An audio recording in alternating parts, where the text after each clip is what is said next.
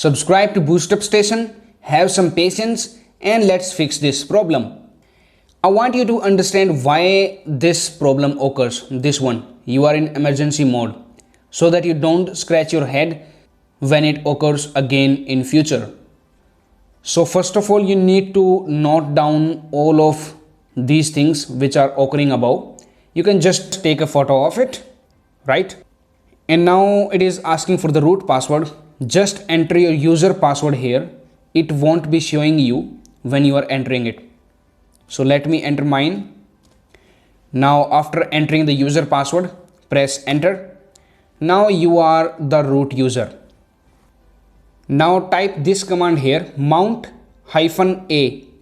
which will tell you which partition is not mounted. Now press enter.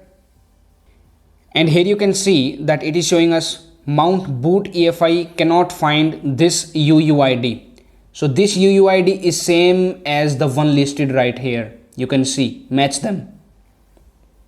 This kind of problem occurs when you don't have the correct partition UUID in the fs tab file of Linux file system. And the partition can be your boot partition, root partition, or the home partition. Any one of them. If you have incorrect UUIDs in the fs tab file, then this kind of problem occurs. Now type this command fdisk-l to check the correct boot partition, root, or the home partition which we are going to add into the fs tab file. Now press enter here and it will list all of the partitions right here. So you can see I am having a lot of EFI partitions for each Arch Linux, Ubuntu, Microsoft, Windows, and Mac OS. So I am using 4 operating systems. That's why I am having 4 EFI partitions. And on SDB disk, I have installed all of them. And my Arch Linux is right here. SDB7 is my root partition. SDB8 is my home partition and SDB4 is my boot partition, the EFI partition, due to which we are getting this error right here, cannot find this UUID, right? So hope you know which is your EFI partition. Okay, so mine is SDB4. I have to remember this. In your case, your EFI partition may be different. Now type one more command here, blkid, this command, blkid, to check the UUIDs of all of the partitions right here. So if you press enter, you can see the UUIDs of all of the partitions, like this one UUID right here. And for others, it is this much long. And for EFI partitions, it is listed as VFAT. So the UUID is small. And for my SDB, that was SDB7, which was my root partition. Here it is, the UUID this much long. For SDB8, my UUID is this one, this much long. And for SDB4, which was my EFI partition, the UUID is this one. So take a photo of it because you have to enter these in the fs tab file that we are going to edit next. So now you have to type this command, cat /etc/fs tab. This will tell you which UUIDs are in the fs tab file. Okay. So now if you press enter, you can see, try to match the UUIDs. Let us go for the home first. This is the home partition, ext4, and I already told you that my home partition was SDB8. So you can match this one with the last one here, 73F4, 73F4, and till last you can see it is the same. So this partition is not causing any problems.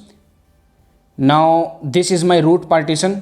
It was SDB7, and if we match F7E90, F7E90, till last it is also same. What is not same is this boot EFI partition. You can see it is FEA1 and in here it is 4213, this one. So this partition was causing problem. We also saw in the upper commands. Let me execute the command again for you.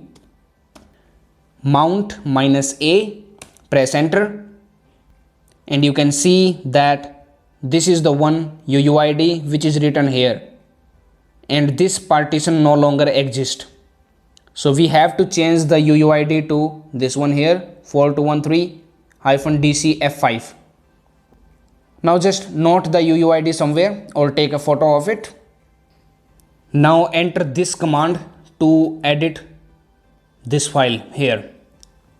So if you press enter, you can see the contents of this file. Now come down using your arrow keys, and when you are on this equal to sign, because we want to change this entry, the first one, the boot EFI, just press the first letter of English alphabet, that is small a in the keyboard, and now press the delete key to delete the entry from here and enter the entry which we wanted to here, but it is not allowing us.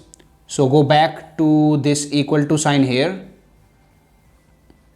right here, then press A in the keyboard and start entering which you took screenshot of, and make sure you enter it the same way. The capitals must be capital and the small letters must be in small. If the problem is there in other partitions, you have to edit those entries only.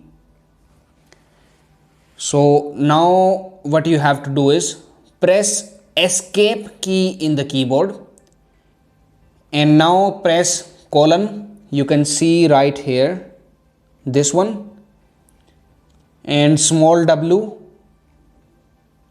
then Q, and press enter. Now the lines have been written. Let us use the same command, the cat etc/fs tab, to see whether the entries have been edited or not, and you can see that we have successfully edited the entries. Now you just have to execute this command, systemctl reboot, to reboot your machine, and it will reboot to your desktop. But after entering this command, if you don't reboot to your desktop, then what you have to do is type this command, systemctl, and press enter. So this will list all of the errors here.